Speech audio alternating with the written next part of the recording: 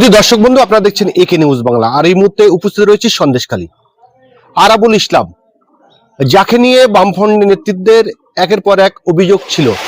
তিনি ভাঙড় কলেজের অধ্যাপিকাকে জগ ছুড়ে মেরেছিল। এই নিয়ে বামফ্রন্টের নেতারা আমরা দেখেছিলাম যে সবসময় সরব হতে। আর আজকে সেই আরাবুল ইসলাম ইন্ডিয়ান সেকুলার ফ্রন্ট অর্থাৎ আইএসএফ এ যোগদান করেছেন। আর এই আরাবুল ইসলাম তাকে প্রার্থী করা হচ্ছে ক্যানিং পুর বিধানসভা থেকে। ভোটারদের কি বামফ্রন্টের নেতৃত্ব বলবেন যে আইএসএফ এ অর্থাৎ আরাবুল ইসলামকে ভোট দিতে? এই প্রসঙ্গে সন্দেশখালীর বাম নেতা নিরাপদ সর্দার কি বলছেন শোনাবো আপনাদের। যন্ত্রণা ওদের, ওরা যখন দেখলো যে বামেরা আইএসএফের সঙ্গে এবার তৃণমূল বিজেপির বিরুদ্ধে লড়ছে, ওদের যন্ত্রণা এই জায়গাটায়।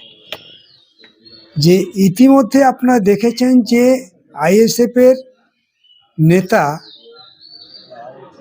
নওশাদ জনমানসে সে কিন্তু নেতা হয়ে উঠেছে, এটা আপনাকে মানতে হবে। জনমানসেও কিন্তু আমাদের রাজ্যে নেতা হয়ে উঠেছে। সে আমাদের সঙ্গে বামেদের সঙ্গে একসঙ্গে লড়ছে। কটা আসনে লড়বে অ্যানাদার কোশ্চেন, কিন্তু ও বামেদের সঙ্গে আছে।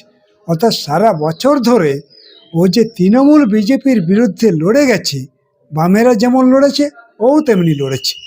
এবার নির্বাচনেও সে বামেদের সঙ্গে আছে। এইটা হচ্ছে ওদের সবচেয়ে বড় বিপদ, যার জন্যে কে কাকে কোথায় দাঁড় করাবে নিজেরা ঠিক পাচ্ছে না। এমনকি আপনি তাকিয়ে দেখুন তৃণমূলের দিকে, ওদের দলে এত বেশি চোরেদের মানে উৎপত্তি হয়েছে, সব চোরেদেরও ছেড়ে দিতে পারছে না। এত চোরেদের আসন দিয়েছে, তবুও শেষ হয়নি। এখনও অনেক চোর পড়ে আছে, জেল খাটা আসামিরা পড়ে আছে, তারা এখনও প্রার্থী হয়নি, মানে হতে পারেনি। মানে এত এদের সংখ্যাটা এত বেশি এই জায়গায়। সেই জন্য আমি আপনাকে বলছি, ভাঙড়ে ওদের কে দাঁড়ালো কি দাঁড়ালো না, আর ক্যানিং পূর্বে কে ওদের দাঁড়ালো কি দাঁড়ালো না, আমাদের কাছে ওটা বড় ফ্যাক্টর নয়। আমাদের কাছে যেটা বলার আপনাদেরকে, এবার ভাঙড় আমরা জিতবো, ক্যানিংও আমরা জিতবো অদ্ভুত রকমের। হ্যাঁ, যে জোট জিতবে, বোঝাপড়ার মধ্যে দিয়ে জিতবে। যে বোঝাপড়া হচ্ছে সেখানে তো সিপিএমের লোকজনও জেতাবে। নৌশদকে তো জিতিয়েতে সিপিএমের লোকজন।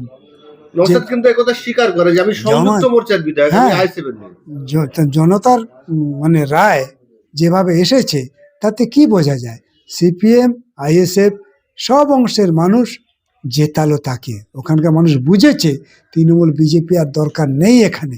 এবার নির্বাচনে কিন্তু তারা ইতিমধ্যে বুঝে গেছে, যার জন্য ওরা একবার ক্যানিংয়ে যে ছিল তাকে ভাঙড়ে নিয়ে আসছে এবং ক্যানিং পূর্বে অন্যকে দাঁড় করানোর চেষ্টা করছে। প্রার্থী দিয়ে এবার কিছু হবে না। যারা প্রার্থী হয়েছে তাদের ক্যারেক্টার মানুষ জানে, আর এই দলটার ক্যারেক্টার মানুষ জানে। সেই জন্য প্রার্থী দিয়েও পার পাবে না ওরা, মানুষ মনে মনে তৈরি হয়ে গেছে। এই যে চোরেদের কথা বললেন, আপনারা 34 বছর সরকার চালিয়েছেন, সরকার চলে যাওয়ার পরেও খোলা বাতাস খোলা মঞ্চে ঘুরে বেড়াচ্ছেন, কিন্তু বর্তমান শাসক দল যারা মামাটির শপথ নিয়ে সরকার এসেছিল, তাদের মন্ত্রী এমএলএ নেতারা জেল খাটছে। আপনারা দেখবেন যে আমরা শূন্য থাকি আর যাই থাকি না কেন, লাল ঝান্ডার লোকেরা রাস্তা দিয়ে হাঁটলে মানুষ তাদেরকে শ্রদ্ধা করে। কেউ বলতে পারে না যে ও 1 টাকা চুরি করেছে। এইটা হচ্ছে কমিউনিস্ট পার্টি। মুখ্যমন্ত্রী যখন এসআইআর নিয়ে সুপ্রিম কোর্টে সওয়াল করেছিল, কোর্ট গায়ে দিয়ে যখন বাইরে বেরোছিল, রাজ্যের মুখ্যমন্ত্রী মাননীয় মমতা বন্দ্যোপাধ্যায়কে দিল্লির কিছু বাঙালিরা, পরিযায়ী যারা বাঙালি, তারা চোর চোর স্লোগান দিচ্ছিল। আর আপনি বলছেন যে আমরা বামফ্রন্টের রাস্তা দিয়ে গেলে আমাদের শ্রদ্ধা করে। আমাদেরকে শ্রদ্ধাই করে তো। মমতা ব্যানার্জিকে ওই কথা বলতে পারে, কিন্তু নিরাপদ সর্দারকে এই কথা বলার কারো সাহস নেই, কারণ তাদেরকে শ্রদ্ধা করে। তফাৎ হচ্ছে এইটা। আপনি দেখুন যে মমতা ব্যানার্জি যে মুখ্যমন্ত্রী, সে দিল্লির ওই সুপ্রিম কোর্টে কেন সওয়াল করতে যাবে? ওর যে উকিলগুলো আছে, ওর যে মানে আইনের লোকেরা আছে, কোটি কোটি টাকা তারা রোজগার করছে। সবচেয়ে গুরুত্বপূর্ণ লয়াররা ওর, সবচেয়ে বেশি টাকা যে নেয় সে লয়ার হচ্ছে তার। তাতেও তার বিশ্বাস নেই, তাকে সওয়াল করতে হচ্ছে। এতে কি আমাদের রাজ্যের সম্মান বাড়ে? রাজ্যের সম্মান এতে বাড়ে না, বরং রাজ্য অপমানিত হয়। যে মুখ্যমন্ত্রী কি কি সওয়াল করেছে দেখেছেন তো, কি সওয়াল করেছে ওখানে? বরং জাজ বলেছে যে আপনি কেন করছেন এটা, যাদের দায়িত্ব তাদেরই করতে দিন, এটা আপনার কাজ নয়। তাহলে এতে আমাদের সম্মান হানি হলো। মুখ্যমন্ত্রী ভোটের জন্য, ভোট যাতে পায়, মানুষের ইমেজ কাড়ার জন্যে এই কাজ করতে গেল। মুখ্যমন্ত্রী বুঝে উঠতে পারেনি যে দিনের পর দিন সাধারণ মানুষ মুখ্যমন্ত্রীকে জাজমেন্ট করছে, এইটা বুঝতে পারেনি, এখন বুঝতে পারছে। বিধায়ক নওশাদ সিদ্দিকী এবং ভাঙড়ের আম জনতা বলছেন যে ভাঙড়ে শওকত মোল্লা নয়, অভিষেক বন্দ্যোপাধ্যায় দাঁড়ান, মমতা বন্দ্যোপাধ্যায় দাঁড়ান। যেমন মমতা বন্দ্যোপাধ্যায় নন্দীগ্রামে হেরেছে, ঠিক সেইভাবে হারাবো। কি বলবেন? এটা তো আমি আপনাকে আগেই বললাম যে ভাঙড়ের মানে আপামর জনসাধারণ, মানে সিপিএম এবং আইএসএফ এই অংশের মানুষ, শ্রমজীবী অংশের মানুষ এমন একটা জায়গায় দাঁড়িয়ে আছে, ওখানে যেই দাঁড়াক না কেন ওখানে বিরোধীরা কেউ জিততে পারবে না, বিরোধীদের জেতার কোনো স্কোপ নেই। ক্যানিং পূর্বে যদি আরাবুল হয়, যেই দাঁড়াক না কেন, ক্যানিং পূর্ব বলেন, ভাঙড় বলেন, যা পরিস্থিতি তৈরি হচ্ছে, যা সিচুয়েশন তৈরি হচ্ছে, মানুষ যেভাবে জাগছে, তাতে ওদের জেতার কোনো সুযোগ নেই, এবার ওরা হারবেই।